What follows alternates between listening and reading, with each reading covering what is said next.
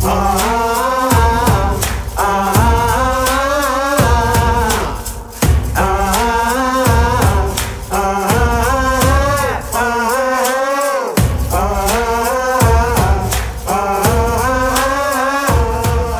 is no other way to say it. We have actual animal welfare world greatness sitting right here on our sofa today. She's talking about That's you. It's true. Our guest began his career in 1979 as a criminal prosecutor with the LA City Attorney's Office. Now, this is the important part. He was the first full-time animal cruelty prosecutor in the nation. And one of only two ever. Wow. So there was another one that followed me from the district attorney's office, and we became partners. Amazing. But yeah. Wow. He was Which, also... by the way, I'm interrupting you. It's a very impressive, I think. It is impressive, but it's also sad that when you think about it, that animal cruelty has been going on for as long as people have been on this planet. And it took to 1999 or 2001 before we had a full-time animal cruelty prosecutor in the country. Yeah. So it speaks volumes That about does. the way we look at animals. I'm going to go on because there's so much more. He was also instrumental in the formation of the first multi-agency animal cruelty task force for Los Angeles County and City. And it's a model still in use today? Well, that's part of the story. No, unfortunately. Oh. We thought that we had made it so that, when we leave, it would still go on. And turns out it's not true. Oh, that's too bad. And friends of mine in other areas of animal welfare are fighting battles that they fought in the 70s and 80s and thought it was over. And it's come back again. And, so LA City, we'll talk after you finish that. LA City was the model around the country. Wow. It was sort of the jewel of the country for animal cruelty prosecutions and enforcement. And now it's an embarrassment. Plain and simple. Anyway. Onward. Yeah. Onward. Our guest also created new methodologies for the prosecution of street gangs and is directly responsible for both the drafting and the passage of state and local legislation on street prostitution, human trafficking, gang prosecution, and animal cruelty and neglect. And there's more. There's more. Really? This good human, whose passion has always been helping the most unwanted of animals, created one of the first humane education programs using special needs dogs to teach kids from elementary school through high school about inclusion and how being different is beautiful. Barron's Buddies. That was the name of the program. Barron's Buddies. Barron's Buddies. Our guest also sits on the boards of numerous animal welfare nonprofits, including Last Chance for Animals, as well as his own healthcare for homeless animals. And for the past 11 years, he has been a volunteer at LA County's Agora Shelter. Lindsay and I are so truly honored to welcome Bob Ferber and his adoptable friends, Precious and Shadow, to a podcast. Thank you. That's your name. Thank you for coming. We're happy to be here. Can you recall a defining moment where you decided or acknowledged that animals were so important on the planet, in your life, in the world? Yes. When I was growing up, I started with we got a rescue dog. I was young and I wanted a dog. I was about 13 years old. And there was a TV show years ago where there was a St. Bernard on it, and it was a comedy sitcom. And so I always wanted a St. Bernard. I didn't know anything about dogs, but I wanted a St. Bernard. And my parents were like, "You're not ready for a dog. You're not ready for a dog." And finally, my dad came home one day and said, "Well, there's a dog at this vet's office that a friend knows about that's been there for a year, and he's a black Labrador Retriever. Why don't we take a look at him?" I was like, "I don't want a black lab. I want a St. Bernard. I don't even know what a black lab is. I want this."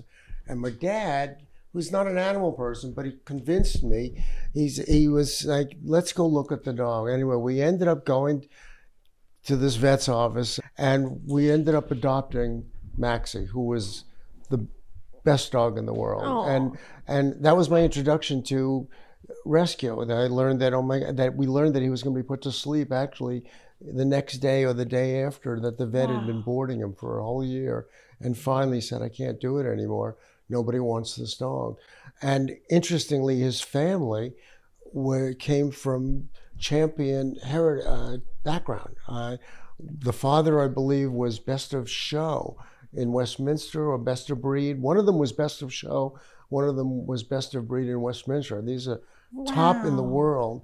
But he wasn't a show dog because his tail wasn't curved the right way. Oh, his tail was perfect. And so he was the stepchild or whatever. And I learned about this as a kid. Like, this goes on, that this is the way people look at animals. And I was doing it, looking at an animal from a TV show.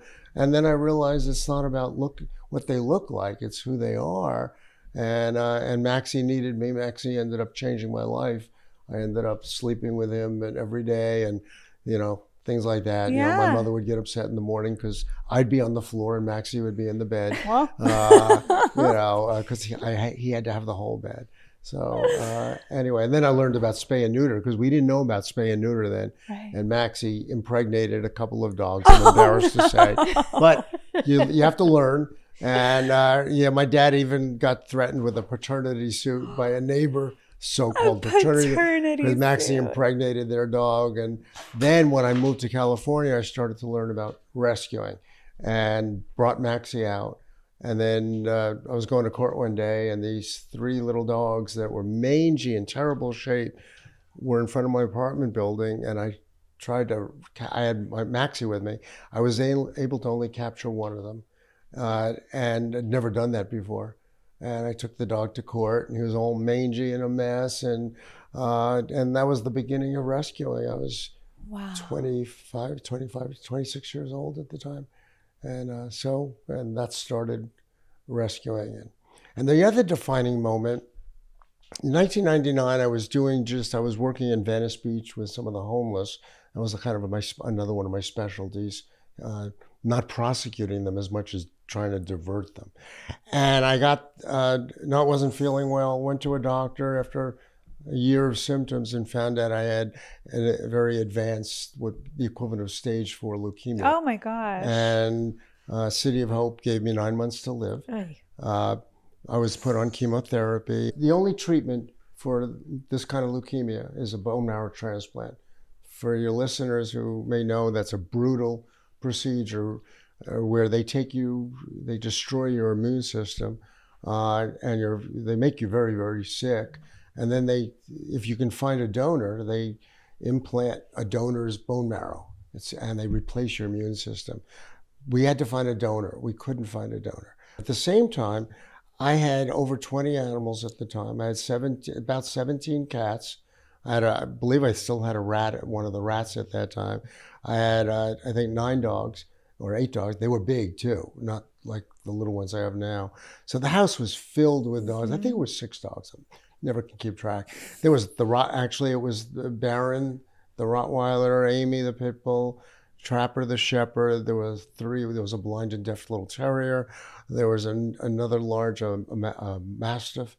Very busy on my bed, on my king-size bed. When I got sick, this was my support system. Not to say that my family wasn't there for me, but they were, but especially my mom. But my life was animals. And no matter how bad I felt, my whole concern was not about me, but what's going to happen to my animals. There was a clinical trial that I tried to get on, but I didn't qualify for that. Nobody goes on a clinical trial if you're in the advanced stages of a disease.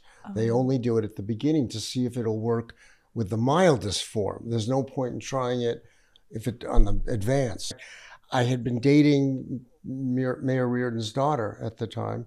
That was quite something, dating the mayor's daughter. Yeah. In fact, when we went to the UCLA doctor for the clinical trial to talk to him, he said, by the way, the mayor called me. And I was like, oh God, I was embarrassed. He said, the mayor called me trying to persuade me to let you go on the trial. And he said, it's not about clout or You know, he said, it's a matter, you just don't qualify. We're still using it for people that have just gotten a mild form of it. And it's not even, and interestingly, it wasn't working well with rats. I learned about that. So they were skeptical about the drug, but they were hopeful. A couple months later, they find a donor. And I am getting in bad shape. I'm crawling on the floors. I can't stand up for the most part. People were neighbors coming into the house to take care of the animals. My mother would do everything but pick up poop. She refused to do that. We all have a boundary. And then we got the news that there was a donor after blood drives had been done around the country, and especially in California for me. And then I'm like, great. And it's scary. They gave me about a 25% chance of surviving for the next year because I was already in such bad shape. And so that was good news, actually. Went to City of Hope one day, and they gave me a big loose leaf filled with everything you don't want to know about bone marrow transplant. Then in there's a sheet of paper that says if you have any animals, you have to get rid of them. I'm like, excuse me? I'm looking at this in disbelief. And the oncologist, Dr. Foreman, who's wonderful, knew about me and rescuing, that I had like 24 animals at home. And he's like, so I went to him and he's like, yeah, I didn't tell you that. After a year, you can probably have one dog. He said, like a hypoallergenic, but that's it. I'm like, yeah, but these are my support system. Plus, where are they going to go? Right. Most of them are with me because nobody already wanted them. He's like, well, that's the way it is. And family and friends were elated that we found a donor. There were celebrations about it. Meanwhile, I'm distraught, but happy, but distraught. People in the rescue community started putting out feelers about who's going to take Baron. But I was like, well, Baron has to be with Amy, but Amy has to be with this cat, and you can't break this group up, and what are you going to do? And this one's blind and deaf. Who's going to want that one? And the groups were amazing, the animal community, which was not nearly as large as it is now. And stepping up to the plate saying, well, I can take this dog for 6 months, or I know somebody. This was terrible for me. When the doctor told me I was going to have the bone marrow transplant, nobody is allowed to visit you for the first 90 days. I had asked him, could I have a hazmat suit? And he's like, yeah. He said, I never heard of that before. The fire department donated a hazmat suit that I could wear so I could play with the animals at City of Hope after the bone marrow transplant. Stories like that, there's so many that I have about people doing stuff for me to help me get through this. But there was a moment when I said, I can't do this. Can't live without my animals. I need it. And so I canceled the transplant. And City of Hope called me with my doctor, and he's like, what's going on here? He's like, you can't do that. I'm like, I can't live without the animals. He said, of course, logically, how can you help the animals if you are not around? I said, I know that, but I was going also a great support group, and in the support group, so much of it is about sharing experiences with each other and about quality of life. Mm-hmm. They said my quality of life is more important than longevity. Mm-hmm. And if you're not in that situation, it's hard to believe that. Especially family and friends were furious that I canceled the transplant. So after some talking from everybody, I said, all right, let's do it. Then at the same time, the transplant was scheduled, and I got a call from the doctor at UCLA who was doing that clinical trial. And he said, I understand that you're going to be doing the bone marrow transplant. He said, we had an opening in the clinical trial, which means somebody died. And he said, this is on a Friday afternoon. The grant that we have requires that we keep it filled, and we have to fill it. And we have about 2 hours to fill this one slot. And we called City of Hope, and we decided that we're going to give it as a compassionate thing to somebody who might be that's going through a bone marrow transplant, because we think it might strengthen them a little bit, build up their immune system to survive. It's not going to save their life at all and reverse the leukemia. And he said, we had about 25 patients, and the UCLA staff, he said, they met in the cafeteria, and they all voted for me because of what I was doing for the animals. And he said, we want you to be on the drug. And he said, maybe it'll raise your chances of surviving it to like 30% or something. I was like, great. So I went to UCLA, and long story about that, but I took the drug, made me very sick at first. And then the transplant was coming up, and I'm looking at my animals on the bed, and I called City of Hope and canceled it again and said, I can't do it. Finally, the doctor from UCLA called me. I don't know why. He called and said, I want to speak to you. So he brought me in with my parents, and he said, do you think that this is because this drug is going to help you? I said, no. He said, I want you to make sure that you understand that the drug has nothing to do with your recovery. You need to do the transplant. I said, I understand that. I'm not doing, it's nothing. They were thinking that I was hoping this drug would work. I had no idea, fantasies about that, illusions about it. They even said, here, see in bold print, it says on the thing you signed, this is not intended to help you recover, blah, blah, blah. Said, okay, and I said, I'm not going to do it. Nobody understood except the support group who understood. Then a UCLA doctor, before we were leaving, he said, if you want, you can stay on the drug. He says, we'd like you to stay on it because we need for the grant. We don't want to have to search for somebody. So would you mind staying on the drug until you pass? And in fact, they turned around my medical record and showed it to me. He said, see, terminal. It was written there. And my mother's crying while he's saying, we're not kidding. You are terminal. He's like, let me remind you. You've got about 2 months left, maybe, if you don't do the transplant. And every day you're going downhill. Anyway, I ended up not doing it. I wouldn't do it. Went home, and my mom, I found out later, was planning the funeral. And then about a month later, I went in for a bone marrow biopsy to see how bad the cancer was. And Dr. Foreman said, there's less cancer now than there was last month. I don't know what's going on. He said, but you're doing a little bit better. It hasn't grown. I went in about 2 weeks later, 3 weeks later. He said, your cancer's gone down about 25%. By 2 months after being on the drug, I was cancer-free. Oh. It turned out that... Just got chills. It turned out that the drug did work on me. That without anybody realizing, including the inventors, the drug did help people. And in fact, it became the fastest approved FDA drug in history. But it was a miracle. They gave me about another year or two to live, because they don't know how long the drug is. And then there was a 5-year mark and cancer-free. And then 10 years. And now I'm going on the 22nd year. I take the drug every day. Congratulations. The irony is that for people in the animal world, that it didn't work on animals. For those of us who are skeptical or against using animals in laboratory for testing drugs, this is a drug that they determined was not likely to work on advanced stages of cancer because it didn't on rats.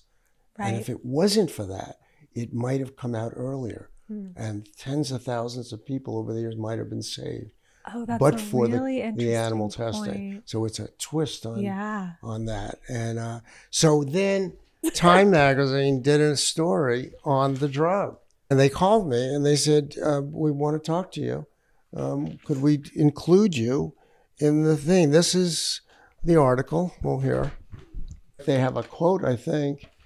This drug is the magic people have dreamed of. It's given me the ability not just to survive, but to have my life back. What that was about the animals. So when I say that my animals saved my life, they literally saved my life. My love of animals, my passion for animals. Not that I would say that anybody should do anything as stupid as I did. And it was a risky choice. But it could not bear being without my animals. There was no life without them. It ended up that the decision that I made, which seemed so crazy, saved my life and thousands of other people. Was there a pivotal moment that you remember when you were deciding which road to go down here? Were your animals involved in that moment of making your choices? I vividly remember dozens of moments when I was in bed looking at them and they're on top of me. And these are and I'm like, this is me. This is my quality of life. I met people in my cancer support group there were a couple of people who said what was keeping them alive was their grandchildren, that they had to grow up to see, they wanted to see their grandchildren. And I understood that. It was something that kept them going, and for me, the animals drove me. I think it helped me be stronger and live as long as I did before I got on the drug. And it led to some more miracles, if you will. When I went back to work, I had told everybody that my dream was to be a full-time animal cruelty prosecutor. I'd been talking about it for years. Whenever there was an animal cruelty or neglect case in the city, nobody knew how to investigate them. The cases were pathetic, done by animal control. LAPD never even did anything. And when they did come to the city attorney or the DA, they were unprosecutable because they were done so poorly. I always wanted to take this on. And the fact that nobody was doing it anywhere in the country, I was like, wow. I called the DA's office and said, how many felony animal abuse cases have you done in the last 10 years? Zero. In fact, the code section wasn't in their computer because they had used it so little. The clerk's office didn't even have most of the animal cruelty sections in their computer. That's how little prosecutions there were. So I became the animal protection unit. I was the unit, I was my supervisor, I was the staff, I was the secretary. I had no desk because they took it away from me. I had no budget, and I had no cases because none of them were, what few there were being done so poorly. Animal control's attitude was, why bother, because the prosecutors don't care. Prosecutors' attitude throughout the county and city was, they're giving us such lousy cases, we can't win them anyway. The judges' attitudes on the few cases there were was, it's only a dog. We have way more important things to do with humans. In spite of the developing link between, the awareness of the link between animal abuse and violence against people, judges were laughing at animal cruelty cases when I started. And so I took it on and pretty much did it by myself for the first few years. Cops and animal control officers going into a DEA's office or a city attorney and saying, I have this crime against animals. And they're like, well, what's the code section? Where do we look for it? What book is it in? This is how the level of ignorance, which, by the way, isn't that different from domestic violence. When I started as a prosecutor decades ago, people were not getting arrested for domestic violence. Same thing, no training, no awareness, nobody cared. So when I started training, and I got cops trained, and we had an incredible assistant police chief, the highest ranking female in LAPD. Not surprising, it's a female, Sharon Papa. She went to the police chief at the time and said, there's the city attorney who cares about animal cruelty. He wants us to get on board. And he was like, okay, do what you need to do. So she and I and a couple of other people started the Animal Cruelty Task Force. And that was the first of its kind in the country. Together we developed guidelines. Suddenly, and we got the word out to all the other cops and animal control and other agencies. When you go into a home, if there's a child being neglected and there's an animal there, that animal's being neglected too. Of course. Or the other way around. You see an abused animal, look for the children. And there's a book that has all the laws in it. There was no jury instructions at all for animal cruelty. They didn't even have a definition of animal cruelty in California. There were no cases to look back on to say, well, this is what happened here. There's nothing. Dogfighting is a good example. The football player had just been prosecuted. Michael Vick, and which was the best thing that ever happened to animal cruelty prosecutions because it woke up the world. But LAPD was saying, we don't have it here. That's a different level, which it is. It was a different level. And we're saying, no, I was a gang prosecutor. I've seen it. It's in the street. Nope, doesn't exist. So we talked to cops on the street and who were in South LA and East LA. And they're like, oh my God, I hear the dog fighting every night. Are you kidding me? Well, they started coming forward. They said, we never did anything because there's nothing we can do. And that was the beginning of the Animal Cruelty Task Force. Designated cops, designated DAs, designated city attorney, animal control officers that were in police cars with animal. It was the most wonderful time for seeing social change in LA. Cities around the country were calling and visiting, asking, how are you doing this? How'd you get everybody together? But when we went to the judges, getting a lot of resistance. So I started teaching the judges about the link between animal abuse and violence against people. We brought up criminal records of all the people that I was getting arrested for animal cruelty. More than half of them had arrests or convictions for child abuse or domestic violence. And then there was using the term, a defining moment. Digital cameras came out. We bought a bunch of cameras for animal control for the task force, and one for each shelter. We bought a little portable printer, and I started including them and training them on how to do it. I want to show people what it looks like. And judges were shocked. Wow. From everything I had been telling them before, this changed everything. One of my proudest moments was when the clerk's office complained to the supervising judge that they were being emotionally disturbed by looking at the photos as they were collating the copies to distribute. And they came up with a rule that in all my cases, the photos had to be in a sealed envelope, which I was fine. I rest my case. One of the travesties of the legal system for decades was if an animal was taken in for impounded, that animal would sit in a cage for up to a year or more. Ooh, while the case is languishing in the system. And the defendant, the animal beater or neglector, is walking around free. This happened all the time because the attitude was, it's an evidence animal. Now, I was an experienced prosecutor, and I'm like, this is crazy. They're not evidence animals. We don't need an animal that was abused 2 years ago to be sitting in a cage. We need to find a home for that animal right away. So that's a whole story I can tell you, but I developed a program on my own where on all my cases, I authorized that first of all, that the cases had to be investigated quickly, not 6 months or a year, because we have a live victim sitting in a cage. And we have to do this quickly, and then we have to find either a foster or there are legal maneuvers to get the animal, terminate the ownership, get permission from the defendant. Half the time the defendants were like, I don't want the dog anyway. And that they would still be sitting there for a year while the case is there and the owner is already sitting there. He doesn't want the dog. I changed that literally overnight. And so eventually the DA adopted that policy also.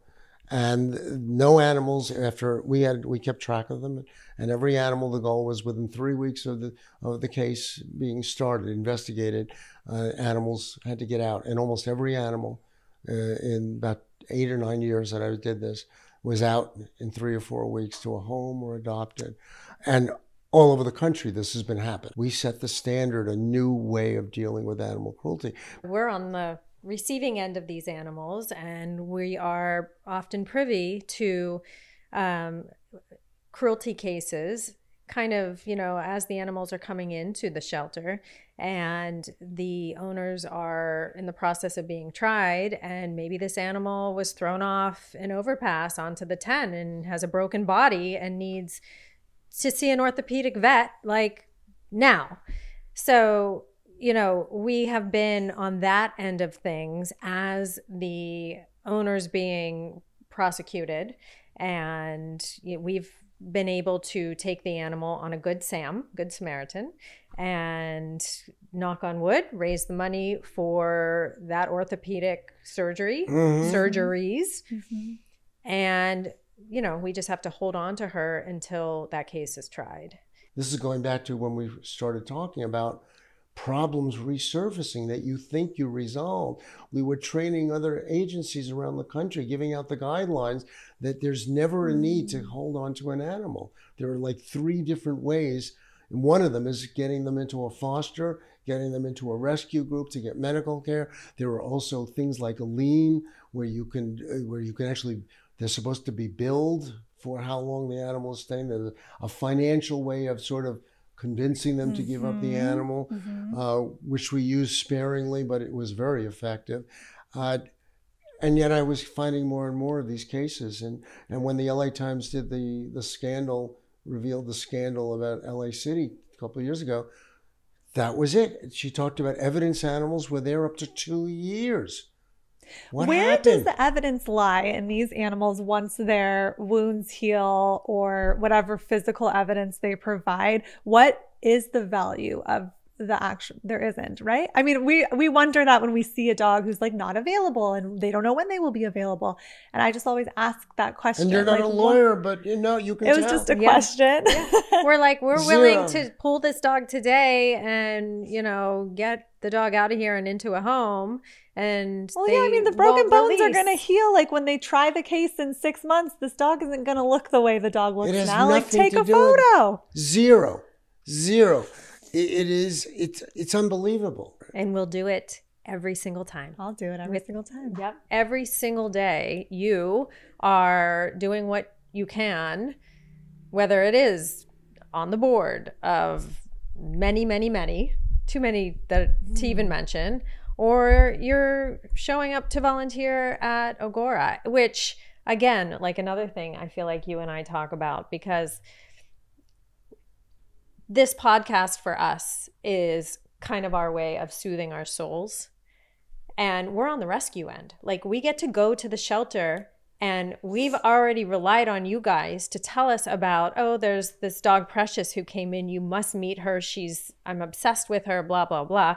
We get to come in and take her out and then give her a good life. You're on the inside. You show up to work every day and have to look at these animals who may or may not get to ever leave. That's right. And that, I feel like for us is like, I for one couldn't do that. No.